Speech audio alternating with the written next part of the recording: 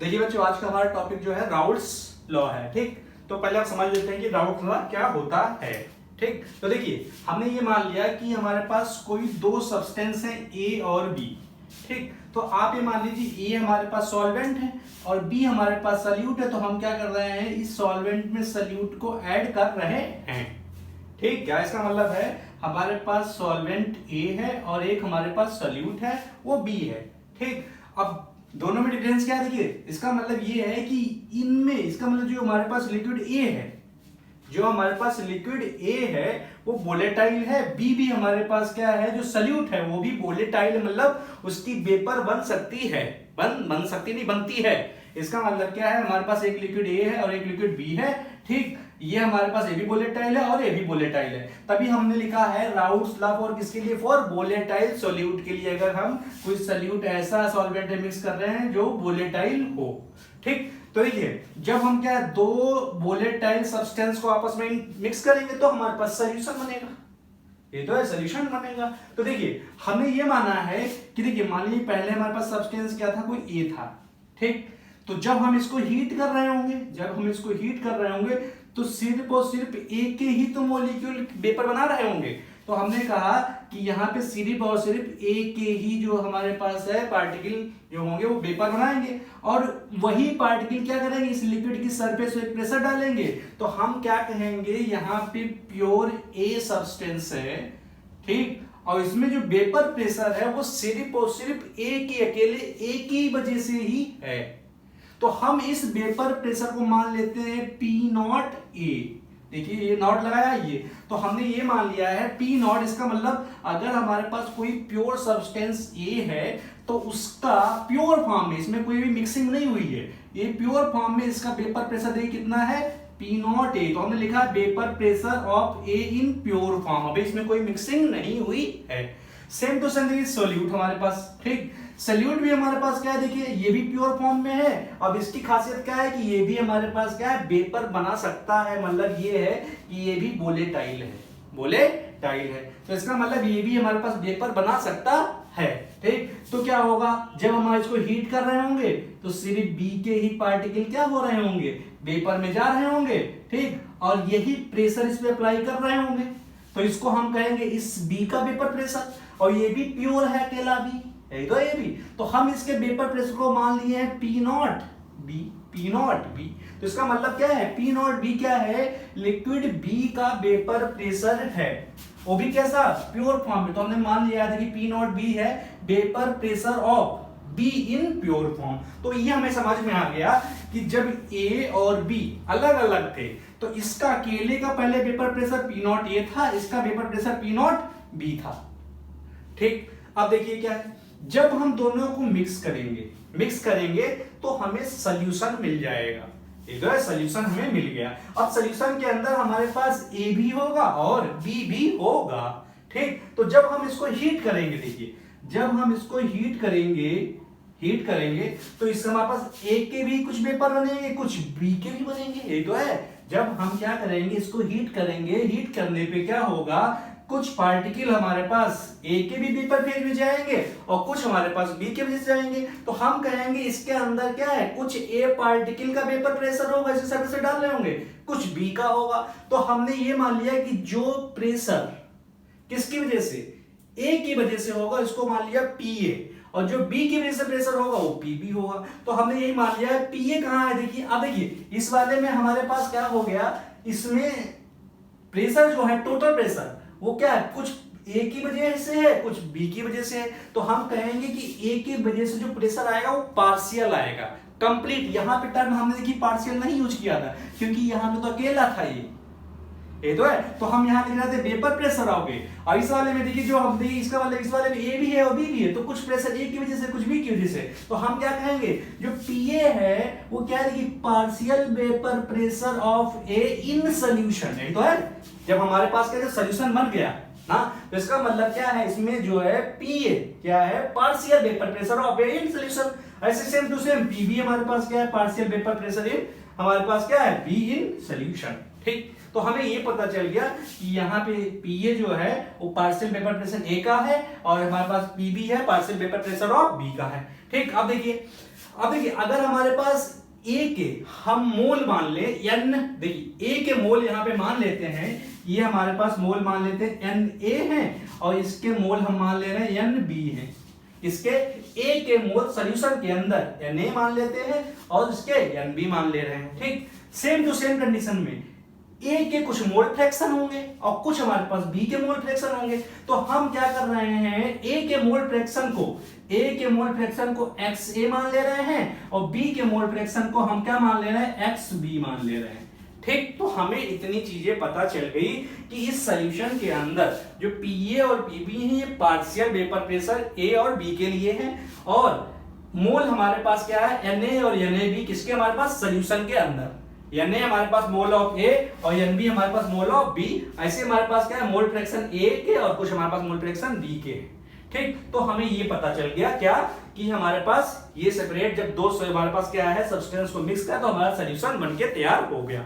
ठीक, तो देखो अब राउल्स का क्या कहना है, राउल्ट लॉ का कहना क्या है कि जब हम दो वोलेटाइल सब्सटेंस को मिक्स करते हैं, मिक्स करने के बाद जो सॉल्यूशन बनता है, ठीक, तो सॉल्यूशन अगर हमारे पास जो बनेगा उसमें क्या है, मान ले रहे हैं कंपोनेंट कितने हैं, दो हैं। ठीक, दो कंपोनेंट अगर हैं तो वो कहता है कि जब हमारे पास इसकी हीटिंग होगी तो कुछ हमारे पास क्या है, ए के पार्टिकल वेपर में कन्वर्ट हो जाएंगे, कुछ हमारे पास बी। तो इसका मतलब यहाँ पे जो वेपर प्रेशर होगा वो ए की वजह से भी होगा और बी की वजह से भी होगा। तो हम देखिए अगर हमारे पास कोई सॉल्वेंट है और ये सॉल्यूट है तो जैसे हम क्या करेंगे, सॉल्वेंट हमारे पास क्या होगा, ये सॉल्वेंट है अगर हमारे पास तो ये मोर है। ठीक, और ये हमारे पास सॉल्यूट है तो ये लेस होगा, ये तो है लेस है। तो इसका मतलब सॉल्यूशन बनेगा तो इसके अंदर हमारे पास ए क्या है, हमारे पास ये ज्यादा अमाउंट में है, इसका मतलब ये सॉल्वेंट है और बी हमारे पास सॉल्यूट है लेकिन दोनों वोलेटाइल है। ठीक, तो इसका मतलब ये है कि अगर हमारे पास ए का अमाउंट ज्यादा है और बी का अमाउंट कम है, ठीक, तो राउल्ट लॉ क्या कहता है, कहता है कि जिसके, इसका मतलब ए अगर ज्यादा है तो इसके मोल फ्रैक्शन इसमें ज्यादा होंगे और बी अगर कम है तो इसके मोल फ्रैक्शन कम होंगे। ठीक, तो कहता है कि अगर, इसका मतलब ये है कि राउल्ट लॉ के अकॉर्डिंग लिक्विड फेज में ए के मोल फ्रैक्शन ज्यादा है और बी के मोल फ्रैक्शन कम है, ये तो है। ठीक, तो कहता है कि लिक्विड फेज में अगर ए के मोल फ्रैक्शन ज्यादा है तो जब हीट करोगे तो इसके थ्रू ए के वेपर मॉलिक्यूल भी ज्यादा बनेंगे। अगर ए के फेज ए के हमारे पास ए पार्टिकल या ए हमारे पास जो मॉलिक्यूल है इसके अंदर ना, ए के अगर इस लिक्विड फेज में क्या है, मोल फ्रैक्शन अगर ज्यादा है, जब इसको हीट करोगे तो ए के हमारे पास क्या है, वेपर मॉलिक्यूल भी ज्यादा बनेंगे। ए के हमारे पास क्या बनेंगे, ज्यादा वेपर मॉलिक्यूल भी बनेंगे। तो हमने कहा ए के अगर मोल फ्रैक्शन ज्यादा है तो हीट करोगे तो ए के वेपर ज्यादा बनेंगे, तो अगर ए के ज्यादा वेपर बनेंगे तो इसकी वजह से प्रेशर भी तो ज्यादा होगा, प्रेशर भी तो ज्यादा होगा। ठीक, सेम टू सेम क्या है, अगर यहाँ पे इस लिक्विड फेज में जितने बी के मोल फ्रैक्शन होंगे उसी हिसाब से उसका वेपर बनेगा। ठीक, और उसी हिसाब से उसका वेपर प्रेशर होगा। तो हम क्या कह सकते हैं, ठीक, अगर मोल फ्रैक्शन जिस वोलेटाइल कंपोनेंट का, मोल फ्रैक्शन जिस वोलेटाइल कंपोनेंट के इस लिक्विड में ज्यादा होंगे उसके वेपर ज्यादा बनेंगे और उसकी वजह से वेपर प्रेशर ज्यादा होगा। तो राउल्ट लॉ कहता है क्या कि अगर हम सॉल्यूशन का वेपर प्रेशर देखें, सॉल्यूशन का वेपर प्रेशर देखें, ठीक, तो वेपर प्रेशर जो होता है किसका, अगर हमारे पास एक से ज्यादा कंपोनेंट हैं, ठीक, तो वेपर फेज में वेपर प्रेशर उसका ज्यादा होता है जिसका मोल फ्रैक्शन हमारे पास लिक्विड फेज में ज्यादा होते हैं, सॉल्यूशन में ज्यादा होते हैं। मतलब ये हुआ कि लिक्विड फेज में या सॉल्यूशन में मोल फ्रैक्शन जिस सब्सटेंस के ज्यादा होंगे, जिस वोलेटाइल सब्सटेंस के ज्यादा होंगे उसके वेपर मॉलिक्यूल ज्यादा बनेंगे और उसके वजह से प्रेशर ज्यादा होगा। ठीक, तो इसका मतलब यह हुआ कि vapour pressure of each volatile component directly proportional किसके, mole fraction in liquid phase के होगा। अब मेरे ख्याल से बात समझ में आ गई होगी कि राउल्ट लॉ कहता है कि अगर हमारे पास सॉल्यूशन में जिसके मोल फ्रैक्शन ज्यादा होंगे उसके वेपर ज्यादा बनेंगे और उसकी वजह से वेपर प्रेशर ज्यादा होगा। तो कुल मिला के जो वेपर प्रेशर है वो डायरेक्टली प्रोपोर्शनल किसके है, मोल फ्रैक्शन इन सॉल्यूशन। ये तो है कि भैया कि अगर हमारे पास वेपर प्रेशर किस पे डिपेंड करता है कि उस सब्सटेंस के मोल फ्रैक्शन लिक्विड फेज में कितने हैं। ठीक, तो यही हमारे पास क्या है, राउल्ट लॉ है। ठीक, राउल्ट्स लॉ है, क्या हमारे पास राउल्ट्स लॉ है। तो इसका मतलब क्या, राउल्ट्स लॉ कहता है क्या, राउल्ट्स लॉ अगर हम देखें यहां पे देखो, राउल्ट्स लॉ की अगर हम बात करें तो कहता है कि at constant temperature, at constant temperature, at constant temperature the vapour pressure of each volatile component. ध्यान देना कि यहां पे जो वेपर प्रेशर है वोलेटाइल कंपोनेंट का, ठीक, जितना ज्यादा वेपर प्रेशर होगा, ठीक, उतने ही उसके मोल फ्रैक्शन लिक्विड फेज में ज्यादा होंगे। मतलब जिस कंपोनेंट का वेपर प्रेशर ज्यादा होगा उसके लिक्विड फेज में मोल फ्रैक्शन ज्यादा होंगे, मतलब उसके पार्टिकल ज्यादा होंगे लिक्विड फेज में। तो इसका मतलब क्या है, at constant temperature the vapour pressure of each volatile component is directly proportional to its mole fraction in liquid phase और सॉल्यूशन की बात हम ये देखिए। तो इसका मतलब समझ में आ गई होगी क्या हमारे पास राउल्ट्स लॉ क्या है, वो क्या कह रहा है कि जिसके लिए हमारे पास क्या हुआ, वेपर प्रेशर जिसका ज्यादा होगा उसका लिक्विड में मोल फ्रैक्शन भी ज्यादा होंगे। ये तो हुआ, तो इसका मतलब हाँ ये हमारे पास हो गया। तो देखो अगर हम यही क्या करें, ये कह रहा है देखो, ठीक, क्या अगर हमने ये माना है कि वेपर प्रेशर ए की बेस से कितना है, पीए, ये तो है पीए, ये तो है। तो इसका मतलब अगर हमारे पास पीए ज्यादा होगा तो उसके मोल फ्रैक्शन भी लिक्विड फेज में ज्यादा होंगे। तो हम ये कह सकते हैं PA directly proportional to mole fraction of A in liquid phase. ये तो है ना, पीए जितना ज्यादा होगा उसके मोल फ्रैक्शन भी उतने ज्यादा होंगे। सेम टू सेम अगर हमारे पास क्या है, बी भी ज्यादा होता, अगर बी भी ज्यादा होता तो उसके भी मोल फ्रैक्शन उसमें लिक्विड फेज में ज्यादा होते हैं। तो हम ये भी कह सकते हैं क्या, पीबी क्या है, डायरेक्टली प्रोपोर्शनल किसके, एक्सबी के। तो देखिए अब हम अगर हम कांस्टेंट ले लें, देखिए पीए हो गया, यही तो है, यही हमारे पास राउल्ट्स लॉ है, यही हमारे पास क्या है, अकॉर्डिंग टू राउल्ट्स लॉ, यही तो है राउल्ट्स लॉ, यही तो हमारे पास ये। ठीक, अब देखो अगर हम कांस्टेंट ले लें तो इन्होंने कांस्टेंट कौन सा लिया कि ये इसका मतलब पीए किसके directly proportional mole fraction of A के, और इन्होंने P not A pure form का क्या ले लिया, ये ले लिया। ठीक, और सेम टू सेम हमारे पास क्या है, पीबी, और एक हमारे पास कांस्टेंट ले लिया क्या, पी नॉट बी और मोल फ्रैक्शन ऑफ बी। तो यही हमारे पास राउल्ट्स लॉ है, यही तो है राउल्ट्स लॉ है। ठीक, राउल्ट्स लॉ है। ठीक, अब देखो यहां पे अगर हमसे कोई कह दे कि क्या है, इसमें ग्राफ खींच के बताओ। देखो अगर ये पीए है और ये मोल फ्रैक्शन ऑफ ए, ऐसे हमारे पास पीबी है और ये मोल फ्रैक्शन ऑफ बी है। देखो तो देखो इधर भी हमारे पास देखो इसकी पावर 1 इसकी पावर 1, मैंने बताया था ना कि अगर हमारे पास क्या है, एक्स डायरेक्ट क्या है, किससे हमारे पास क्या है, वाई के है, और इसकी पावर भी 1 है, इसकी पावर भी 1 है, तो कैसा ग्राफ जाएगा, स्ट्रेट लाइन। तो हम कहेंगे ये हमारे पास स्ट्रेट लाइन ग्राफ चला जाएगा। ठीक, अब अगर हमसे ये तो ठीक है, ये तो हमारे पास क्या है, इस सॉल्यूशन के अंदर पीए की वजह से प्रेशर हो गया और ये पीबी की वजह से प्रेशर हो गया। ठीक, अब अगर हमसे कोई टोटल प्रेशर पूछे तो टोटल प्रेशर अगर पूछेगा तो हम दोनों को ऐड कर देंगे। देखिए अगर हमसे कोई टोटल प्रेशर पूछे कि पीटी इक्वल टू, देखो तो पीटी इक्वल टू क्या, पी टोटल, मतलब हमारे पास total pressure of solution, total vapour pressure of solution equal to क्या हो जाएगा, पीए प्लस पीबी। ये तो हुआ, ये हमारे पास आ जाएगा।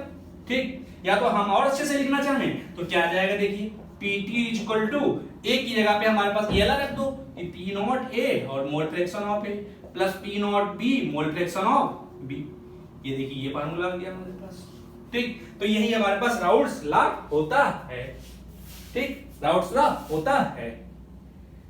तो ये तो हमारे पास ये हो गया। अब देखो इसी में हमारे पास एक दो पॉइंट और देख लीजिए, ठीक। तो हमारे ख्याल से ना ये भी हमारे पास समझ में आ गया होगा कि वेपर प्रेशर जिस वोलेटाइल कंपोनेंट का ज्यादा होगा उसके लिक्विड फेज में मोल फ्रैक्शन भी ज्यादा होंगे, ठीक। अब देखिए ये तो हमारे पास ये हो गया, ठीक। तो इसको आप बहुत इस डायग्राम को बहुत दिमाग में फीड कर लीजिएगा, क्योंकि न्यूमेरिकल प्रॉब्लम जब आती है तो आप इस डायग्राम बना के ही क्या सॉल्व करेंगे तो इजीली वो क्या हो जाएगा, सॉल्व हो जाएगा। क्योंकि वेपर प्रेशर से रिलेटेड जो हमारे पास न्यूमेरिकल आते हैं वो इस छोटे न्यूमेरिकल से नहीं होते हैं, ठीक। वो थोड़े लॉन्ग होते हैं, कम से कम आधा पेज, एक पेज, 1.5 पेज तक जाता है न्यूमेरिकल, ठीक। तो ये अपने दिमाग में फीड कर लीजिएगा कि हमारे पास वेपर प्रेशर प्योर फॉर्म में क्या है और सोल्यूशन के अंदर क्या है, ठीक। अब देखो अब इसी में हमारे पास क्या है, हम इसमें एक दो क्या है इसी से रिलेटेड, ठीक, केस देख लेते हैं। देखो क्या देखिए क्या है,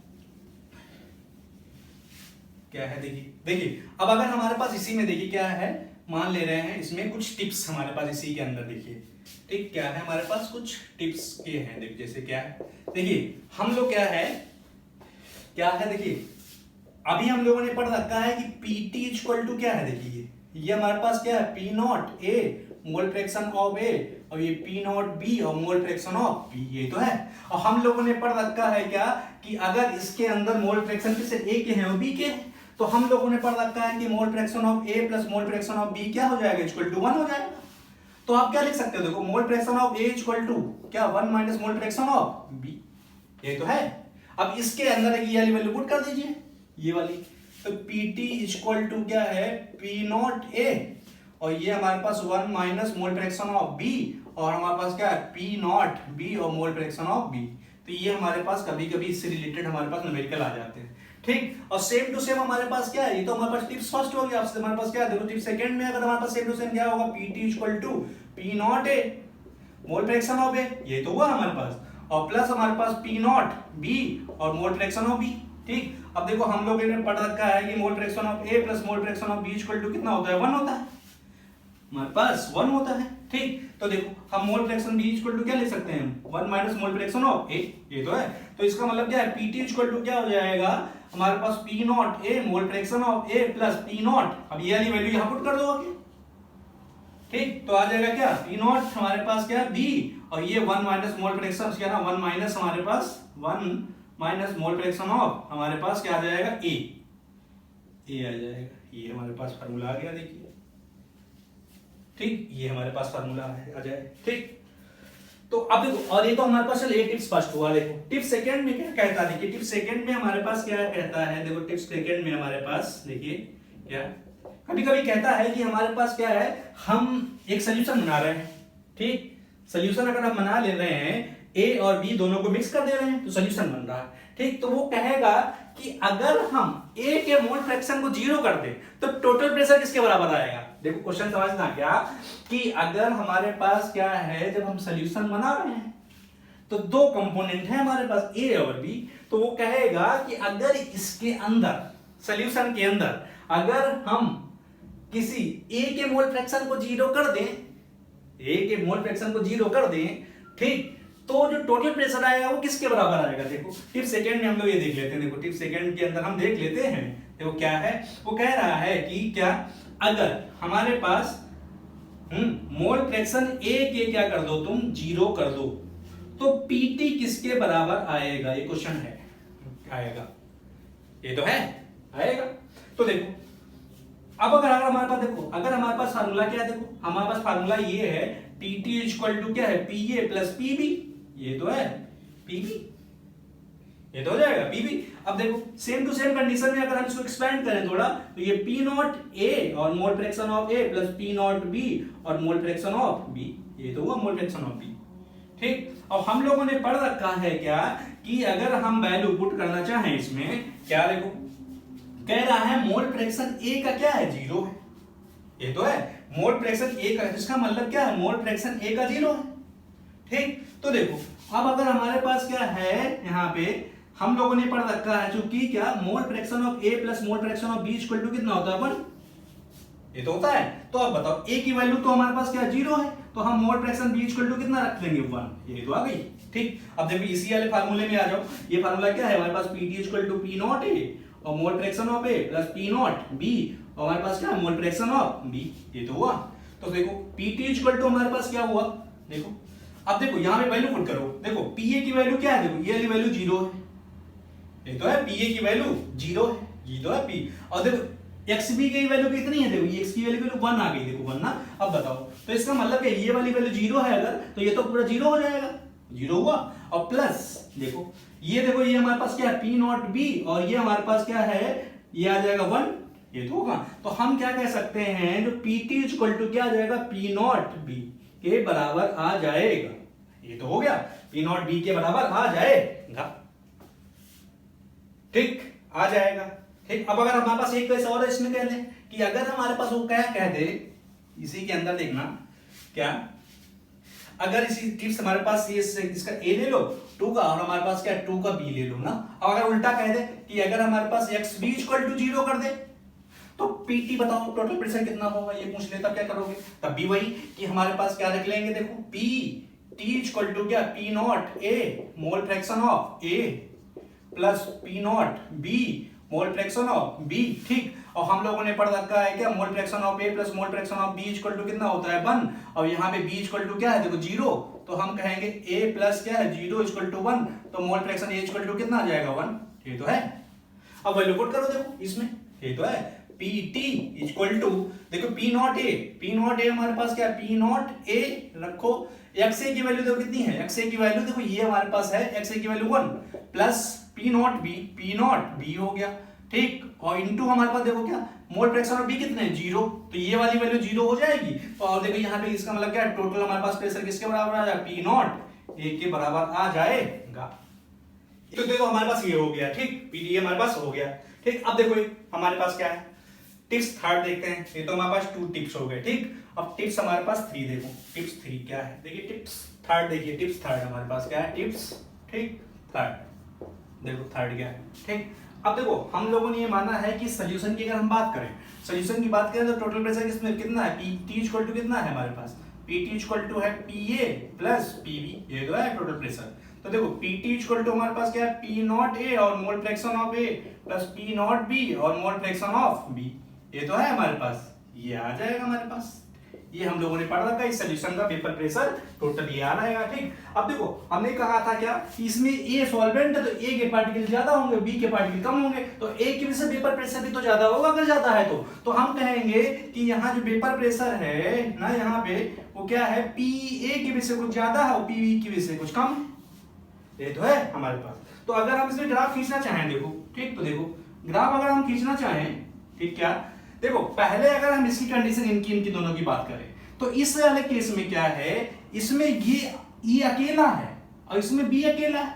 अगर हम इन दोनों को पहले ना मिक्स करते तो इसमें प्रेशर कितना है, देखो इसका प्योर प्रेशर किसका है हमारे पास, ठीक, इसका क्या है, सिर्फ अकेले A की वजह से होगा, इसका खुद का प्रेशर B खाली होगा।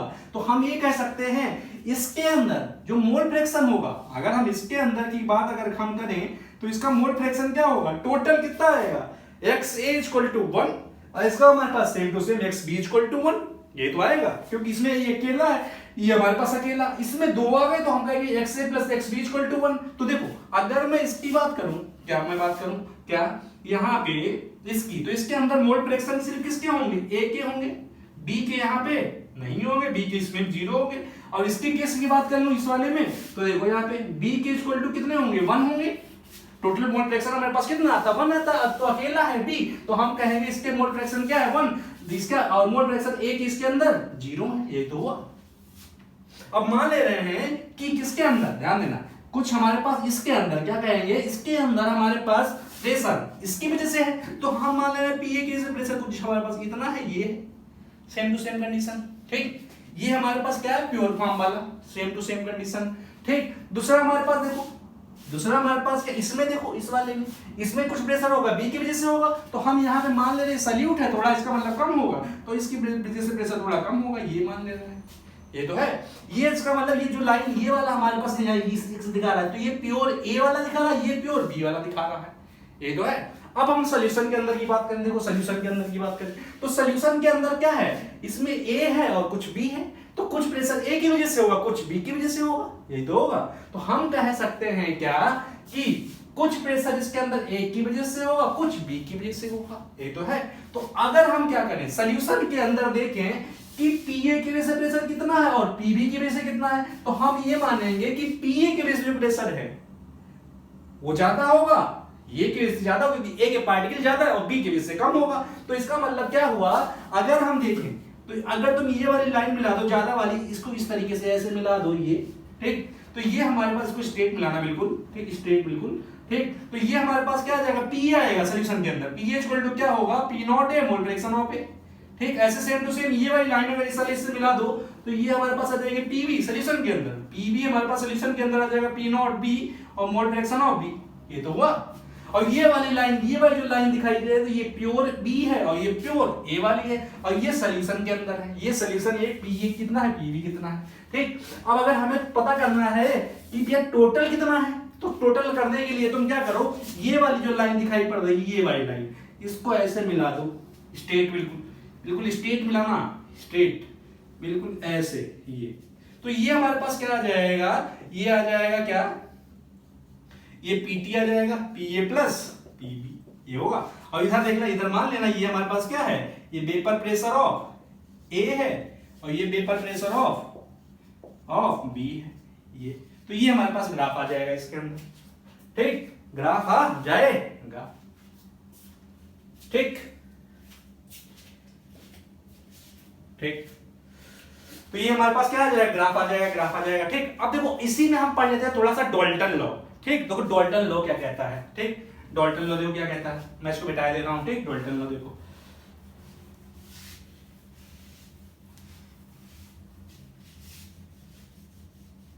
देखो ये बहुत इंपॉर्टेंट है डाल्टन लॉ, ये हमारे पास क्या है, डाल्टन्स लॉ, ठीक, डाल्टन्स लॉ, ठीक। अब याद रखना जो हमारे पास क्या था, राउल्ट लॉ था, वो लिक्विड फेज के लिए था, ठीक।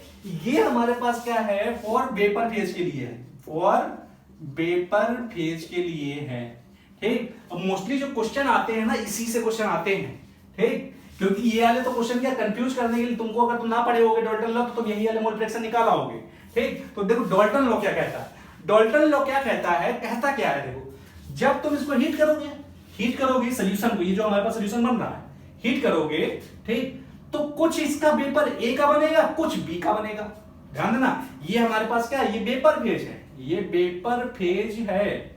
जब तुम इसको हीट करोगे तो कुछ वेपर हमारे पास ए की बनेगी, कुछ बी के बनेगी, ठीक। तो हम क्या कह रहे हैं, इसमें ए किस्म के अंदर सॉल्यूशन के अंदर ए ज्यादा है तो ए की वेपर प्रेशर ज्यादा बनेगी। तो अब हम अगर वेपर फेज की बात कर लें कि वेपर फेज के अंदर ए के मोल फ्रैक्शन को मान ले वाई ए और बी के मोल फ्रैक्शन को मान ले हम लोग वाई बी, बात समझना कि वेपर फेज के अंदर मतलब क्या है, जैसे हमने क्या है इस सॉल्यूशन को हीट करना स्टार्ट किया तो कुछ हमारे पास ए के वेपर बन गए, कुछ बी के बन गए। तो हमने क्या किया कि कुछ ए के आ गए होंगे, कुछ बी के आ गए होंगे, तो ए के कितने आए होंगे, बी के कितने आएंगे, तो हमने ये मान लिया क्या, ये हमारे पास mole fraction of A in vapour phase. अब सेम टू सेम हमारे पास क्या है, ये mole fraction of B in vapour phase, ये तो हुआ। तो अब देखो इसका मतलब क्या है, हमने कहा ए के कंपोनेंट इसके अंदर सॉल्यूशन के अंदर ज्यादा था, तुमने हीट किया तो क्या हुआ, मोल फ्रैक्शन ए के ज्यादा बने, ठीक। तो अब क्या है, अगर देखो यहां पे अगर मोल फ्रैक्शन किसके, ए के ज्यादा है वेपर फेज में, तो ए के मोल फ्रैक्शन अगर ज्यादा है तो ए की वजह से वेपर प्रेशर भी तो ज्यादा होगा, ये तो हुआ। इसका मतलब ये हुआ कि अगर हमारे पास क्या है, mole fraction A vapour phase में ज्यादा है तो वो अगर ए ज्यादा होंगे तो ए वेपर प्रेशर भी तो ज्यादा डालेंगे, ये तो है। तो इसका मतलब ये क्या कहता है, डाल्टन लॉ कहता है कि क्या, कि जो वेपर प्रेशर होता है वो डायरेक्टली प्रोपोर्शनल होता है कि वेपर फेज में किसके मोल फ्रैक्शन ज्यादा है। ध्यान देना, वो हमारे पास जो राउल्ट क्या कहता था, राउल्ट ये कहता था कि जो वेपर प्रेशर है क्या है, वो डायरेक्टली प्रोपोर्शनल किसके, मोल फ्रैक्शन लिक्विड फेज के लिए। लेकिन हमारे पास डाल्टन लॉ कहता है कि जो वेपर प्रेशर है किसका, सॉल्यूशन का, ये वेपर प्रेशर जो ये वाला है हमारे पास, वेपर प्रेशर क्या है, पी है, ये किसके प्रोपोर्शनल होगा, डिपेंड करेगा कि वेपर फेज में ए के पार्टिकल कितने हैं और बी के कितने पार्टिकल हैं। डाल्टन लॉ हमारे पास वेपर फेज के लिए है कि पी ए डायरेक्टली प्रोपोर्शनल होगा वाई ए के, कि इसका मतलब क्या, इसका मतलब ए के पार्टिकल जितने ज्यादा होंगे उतने ही इसके क्या, लिक्विड की सरफेस पे प्रेशर ज्यादा डालेंगे। ठीक, तो यही कहता है डाल्टन लॉ क्या, अकॉर्डिंग टू, अगर हम देखें अकॉर्डिंग टू डाल्टन लॉ की अगर हम बात करें, डाल्टन्स लॉ की अगर हम बात करें, तो ये कहता है जो हमारे पास पी ए है वो डायरेक्टली प्रोपोर्शनल किसके है, वाई ए के, और सेम टू सेम हमारे पास क्या है, पी बी जो है वो डायरेक्टली प्रोपोर्शनल किसके है, मोल फ्रैक्शन ऑफ बी, और ये मोल फ्रैक्शन एक्स होगा, ये है क्या, ये हमारे पास वेपर फेज में मोल फ्रैक्शन है उसके। ठीक, अब बस यहाँ पे डिफरेंस इतना है कि जब हम क्या करते हैं, इसको ध्यान देना, जब तुम इसको क्या करोगे, यहाँ पे आप प्रोपोर्शनल का साइन हटाओगे तो एक कांस्टेंट लेके आओगे। तो राउट लॉ क्या कहता था ना, देखो राउट लॉ हमारे पास यही था कि पीए हमारे पास क्या था, डायरेक्टली प्रोपोर्शनल टू एक्स से था, और ये पीबी हमारे पास डायरेक्टली प्रोपोर्शनल टू एक्स भी था, ये तो है। और जब हम कांस्टेंट ले रहे थे तो उसका हम प्योर फॉर्म वाला ले रहे थे, ये तो ले रहे थे, और इसका हमारे पास क्या है, पीबी इक्वल टू क्या है, पी नॉट बी, और ये मोल फ्रैक्शन ऑफ बी, ये तो ले रहे थे। लेकिन यहाँ पे देखो ये प्योर फॉर्म वाला ले रहे थे, ये प्योर फॉर्म वाला, देखो ये वाला हम प्योर फॉर्म वाला ले रहे थे, ये वाला प्योर फॉर्म वाला ले रहे थे। लेकिन इस वाले में क्या है, जब हमारे पास कांस्टेंट लेगा वो टोटल प्रेशर ले रहा है, P A equal to P T equal to V, ये है वाई ए, ठीक, और ये हमारे पास P B equal to P T हमारे पास वाई बी। ध्यान दो, ये देखो हमारे पास मतलब क्या है, इन्होंने क्या किया, जो हमारे पास क्या था, प्रेशर था टोटल, उसको क्या है हमारे पास प्रोपोर्शनली कांस्टेंट मान लिया। ठीक, इतना डिफरेंस है। ठीक, तो तुमसे क्या क्वेश्चन, ध्यान देना, क्वेश्चन अभी हम क्वेश्चन क्या पूछेगा तुमसे, क्वेश्चन पूछेगा कि मोल फ्रैक्शन निकालो। मोल फ्रैक्शन अगर लिक्विड फेज में कह रहा है तो राउट लॉ से निकालोगे, राउट लॉ से निकालोगे। ठीक, और अगर वो वेपर फेज में कह रहा है कि मोल फ्रैक्शन ऑफ हमारे पास क्या है, ए और बी निकालिए वेपर फेज में, तब आप डाल्टन लॉ से निकालेंगे। ठीक, तो ये तो हमारे पास ये आ गया। ठीक, अब मैं थोड़ा ये भी बता देता हूं, ज्यादा नहीं, डायरेक्टली अगर तुम क्या करोगे, यहाँ पे इसको सम करोगे, तो जब सब दोनों को जोड़ोगे तो ये 1/pt इक्वल टू आता है, क्या आता है, y इक्वल टू हमारे पास pa और प्लस हमारे पास y भी इक्वल टू हमारे पास क्या है, pb, ये बराबर आता है। मैं इसका डेरिवेशन नहीं कर रहा हूं, डायरेक्ट लिख देता हूं, तुमको याद करने की जरूरत नहीं है क्योंकि यहीं से निकाल लोगे। ठीक, तो ये हमारे पास क्या आ गया, डाल्टन लॉ। ठीक, डाल्टन लॉ हो गया। ठीक, ये हमारे पास। ठीक, अगर हम डेफिनेशन लिखना चाहें डाल्टन लॉ की तो हमारे पास क्या लिखेंगे, तो हम क्या, एट कांस्टेंट टेम्परेचर, और एट कांस्टेंट टेम्परेचर क्या होगा, द वेपर, सॉरी क्या नाम, the vapour pressure of each volatile component is directly proportional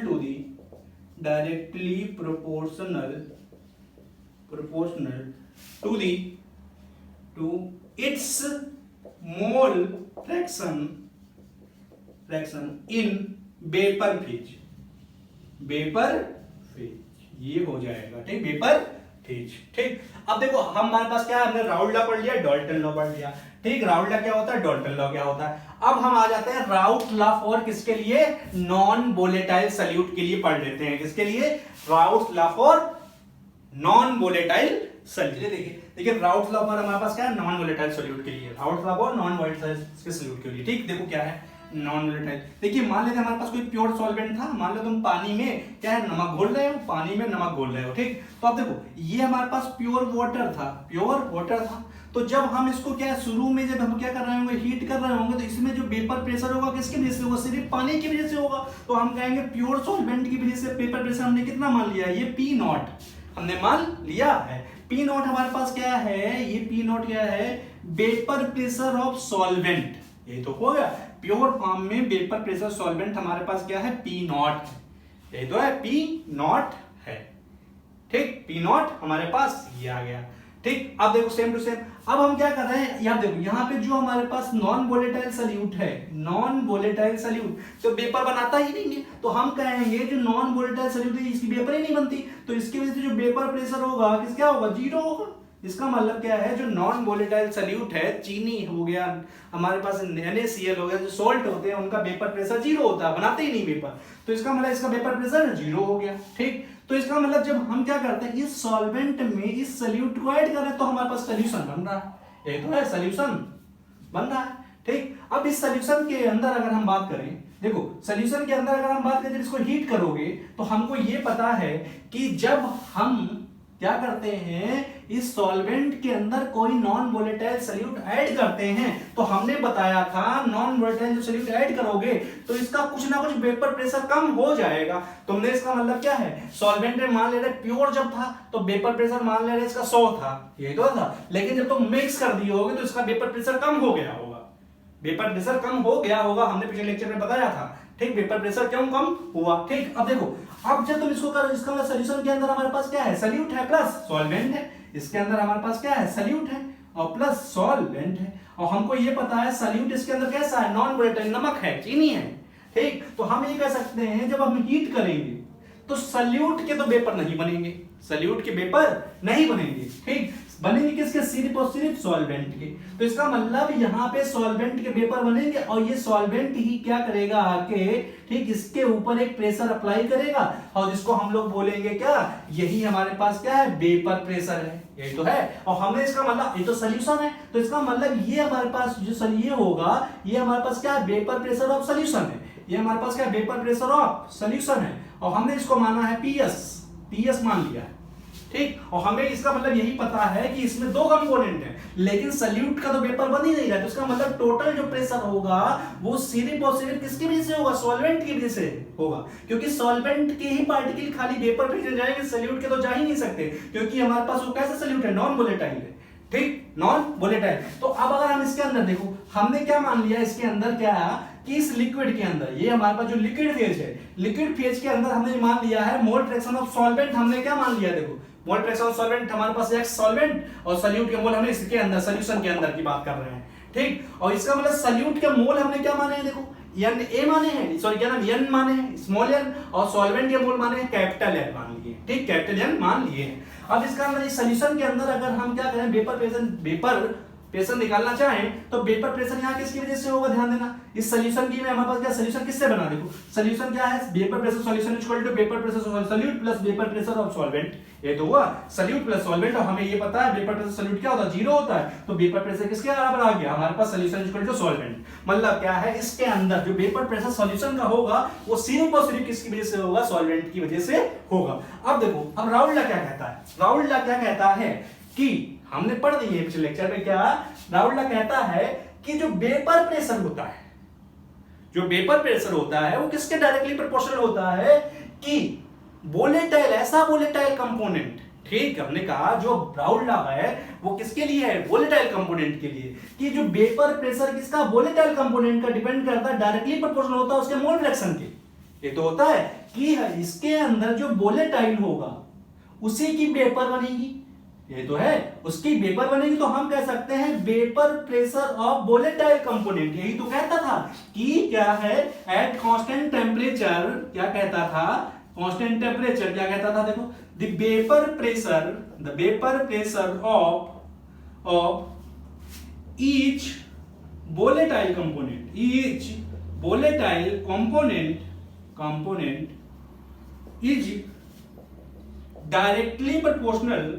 directly proportional to its mole fraction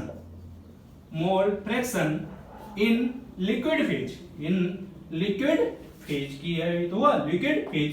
ठीक, अब बताओ, अब हमारे पास क्या है, वेपर प्रेशर, इसका मतलब क्या है, इस सॉल्यूशन का वेपर प्रेशर तुमने क्या माना है, पीएस, ये तो माना है पीएस, हमारे पास वेपर प्रेशर सॉल्यूशन क्या है, पीएस।